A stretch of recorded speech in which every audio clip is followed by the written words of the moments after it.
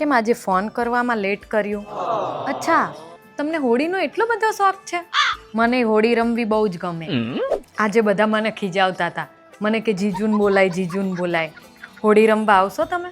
અરે કંઈ વાંધો નહીં, હું સમજુ છું, પણ આ તો શું આયા હોત તો મજા આવત. આવતા વર્ષે તો આપણે જોડે જ હોઈશું ને.